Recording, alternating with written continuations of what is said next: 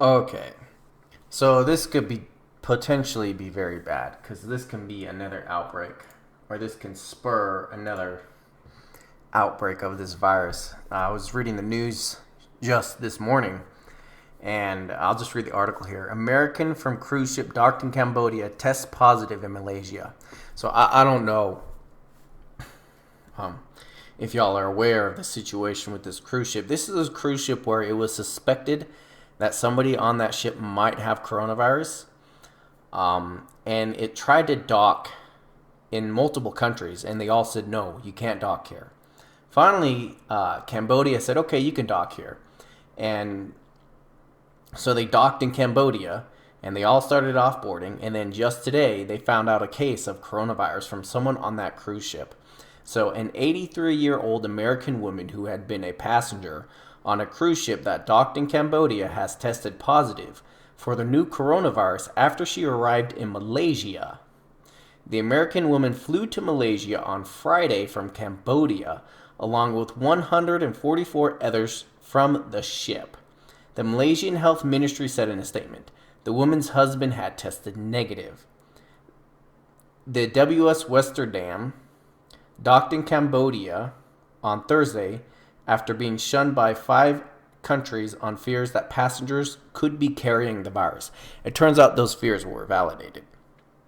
Again, look at the cruise ship, the Princess Star Princess cruise ship. I mean, they let one person off. They found out afterwards that one of those people had coronavirus. They put the whole ship on quarantine. Now there's over 200 cases on that ship of people who have the virus. Just that shows how quickly it spread. This one woman, we don't know how many people got infected from her who were on that cruise ship. And people left the cruise ship and now they're traveling internationally, right? We know at least she had it. And she went from Cambodia to Malaysia. And just, if you've ever been to an international airport, if you've ever been to any airport, it's crowded. There are people everywhere. And these people are traveling internationally. We don't know where they're going. She could have touched something. She could have breathed on someone. Some moisture could have left her mouth and settled on something and given anyone in that airport the infection, the coronavirus virus. And then those people are traveling to other countries. So potentially this could be very bad. And potentially she's not the only one who had it. Right? That's just the only one they know. Who else on that cruise ship got it? We don't know. Right? Again, look at this, the Star Princess or whatever it is. Look how many people on that cruise ship had the coronavirus just after they found, just after a week or two, they started seeing just hundreds of cases. It's over 200 now, right? So this could potentially be bad, depending on how many people she made contact with on her trip from Cambodia to Malaysia. And she traveled through, I don't know, maybe, yeah, it was from Cambodia to Malaysia, so it was an international airport. She traveled internationally. So, who did she give it to? And then where are those people going? And who are they going to give it to? So on and so forth. So this could be bad. I really feel like sometimes that they're underestimating, how contagious this is. So we got to watch over the next 2 weeks. Again, we don't know until 2 weeks later when we start to see people with symptoms that people have the coronavirus. So we really got to watch over the next 2 weeks to see what comes of this. It says the Western Dam, carrying 1,455 passengers and 802 crew, spent 2 weeks at sea. The passengers were tested regularly on board, and Cambodia also tested 20 once the ship docked. None were found to have the new virus. Okay,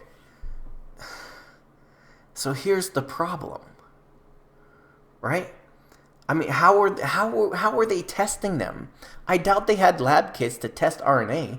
They were probably just checking their temperature.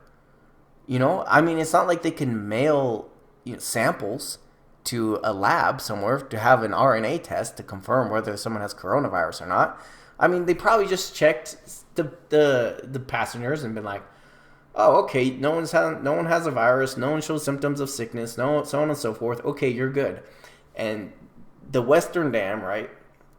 The Carnival Corps, right? The one who owned the Western Dam cruise ship, they were probably pretty anxious to get those people off the ship, right? So we should probably take what they're saying with a grain of salt, when they're saying, hey, it's all good, I don't know if we should trust them so much, because it's in their best interest to get those passengers off the ship before coronavirus is discovered in one of them, because then that will save them money, right? And you think, don't underestimate corporate greed. Okay, that's what I'm saying. Just keep them on there until you have some third party go and check all the passengers and do some actual lab tests. And I know they checked 20 once the ship docked, but obviously that wasn't enough. And they were there for 2 weeks and nobody was showing symptoms. Maybe that should call into question, our understanding of the coronavirus and its incubation period. And it's spreading even before people are showing symptoms. That's why we have to be extra careful. So this could be bad. This potentially could be bad because there's a good chance she's not the only one on that cruise ship who had coronavirus. She got it from somebody. Who did she get it from? And whoever gave it to her probably didn't give it to only her. Whoever gave it to her probably gave it to multiple people on that cruise ship. And we just found one case of someone who had it on that cruise ship. We got to find the rest of these passengers and check them with a lab test, for coronavirus. And then find and start tracking down everyone they had contact with. But if they're traveling through international airports, that becomes impossible at that point. It really does. So, we just need to keep an eye on things in the next 2 weeks, see where this goes, because this could potentially be bad. So that's my first little thing today. Also, let's check out the WHO report. We have another report, and of course, Singapore. No, this is not today. This is the wrong report. This was 10th. Wrong report. Let me just go there.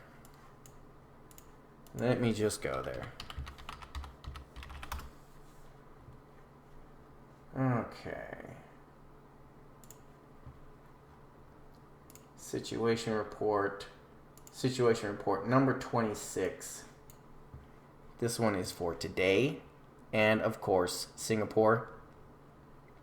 We have 8 new cases in Singapore. Again, we're seeing new cases, and we see 7 new cases in Japan as well. And I'm going to talk about that here in a minute, because I built a spreadsheet. I've been looking at the numbers. I'm trying to identify some trends here. Thailand, confirmed new cases. Travel history, China, 7.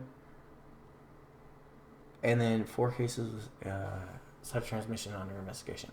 Okay, so yeah, I'll show my spreadsheet that I made here in a minute.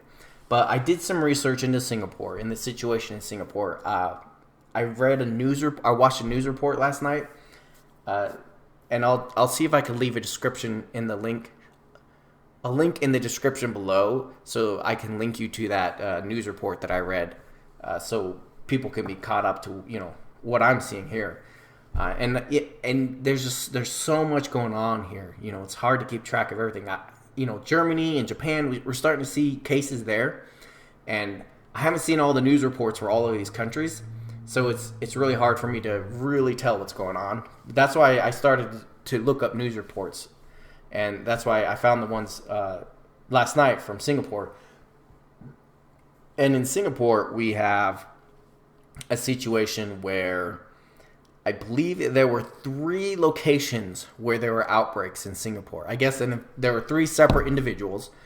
They went to 3 public locations and started to spread the coronavirus. And so they've labeled the outbreaks based on the 3 different locations where these outbreaks are happening. And that's why we keep seeing these new cases. Right, they're tracking down people who had contact with those who originally brought it in, and and they're starting to find these new cases, and they're taking efforts to. I don't think they've quarantined any cities yet, but they're closing. Like at the end of the news report, like one of the church centers said, "Hey, we're closed. Don't come to church." We don't want to. Encourage the spread. And so I believe they're encouraging people to safeguard themselves from getting the virus at this point. And they're, trying to, if you're at risk of getting coronavirus or you're near one of these outbreaks, they're encouraging you not to have public meetings in those areas and stuff like that. But I feel like it might not be enough. They're being proactive. But again, just seeing how contagious this is, their measures might not be enough. It could easily just outbreak, just get out of control like it did in China.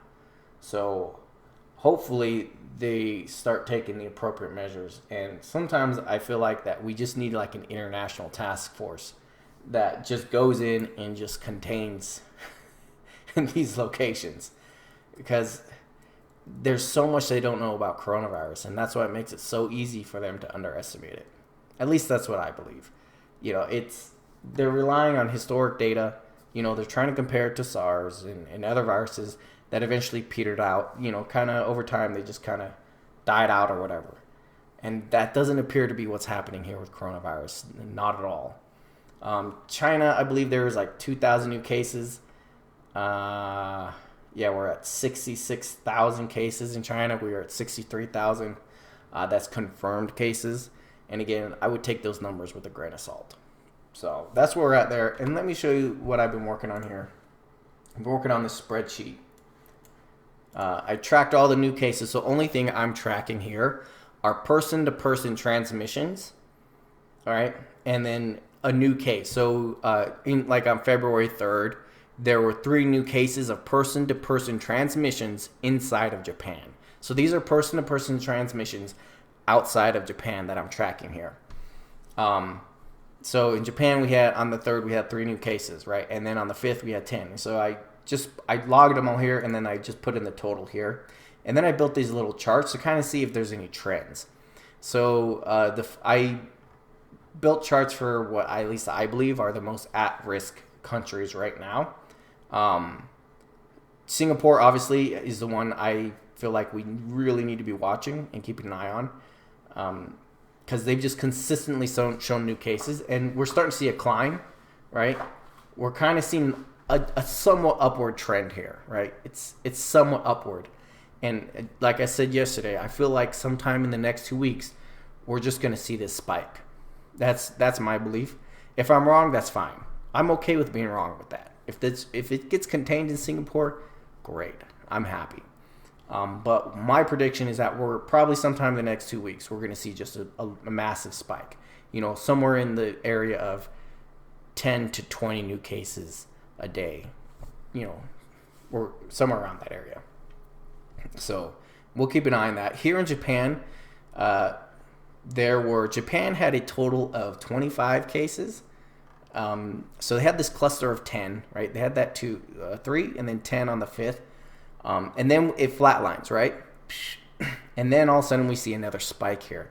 And I believe that this is just the beginning of this upward trend. Because I believe what happened is that they found these infected people, right? They quarantined them. But by the time they found these people, they had the coronavirus for some time already. Probably a week or two. And a week before they quarantined these people, they probably infected another group of people. And now so 2 weeks later, we start to see symptoms of the people who are infected by this cluster here. And then now we're starting to see a spike because they're starting to catch those people.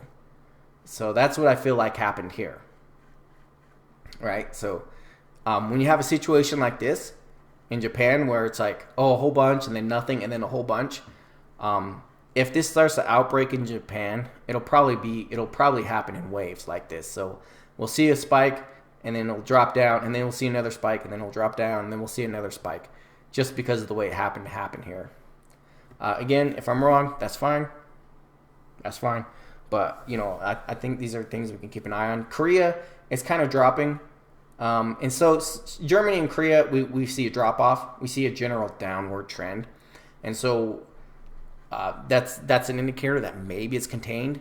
But again, the 13th and the 14th, I would say let's wait for at least 2 or 3 weeks after these dates, and let's see if anything happens. If we could stay at 0 for the next 3 weeks in these 2 countries, then in my opinion, hey, it's contained. But I feel like Japan and Singapore, these are the 2 most at-risk countries, because just because of this recent spike in Japan. So we'll see how that goes. And again, I don't know the story behind what happened here either. The only one I've looked at news articles for is Singapore, and that's what I told you about. And I'll leave that in the link in the description below to kind of, so you guys can go yourself and see that news article I watched about, what's going on in Singapore and how it all started there. So that's about all for today. The thing that worries me the most is this situation here, because you have people traveling internationally through international airports, with the coronavirus. Lots of people in those airports. If they give it to someone and that person travels to another country and we don't know they have it, they could be spreading it in that new country and nobody will know, right? So it's situations like these which can cause this thing to become a pandemic. Personally, that's how I feel. So, yeah. Definitely not contained. Definitely not contained. Especially after this incident. And again, we just got to keep an eye on it for the next 3 weeks. 3 weeks. And if we can get 3 weeks without seeing any new cases, that's when we can start to feel a little more comfortable about it. But the same thing happened in China, and you can read the reports from the Chinese government where one of them was like, oh yeah, we haven't seen any new cases for 2 weeks. We feel like this is contained. We're good. And then next thing you know, oh yeah, 65,000 new cases in China. So yeah, we'll just keep an eye on it. And yeah, thanks for watching.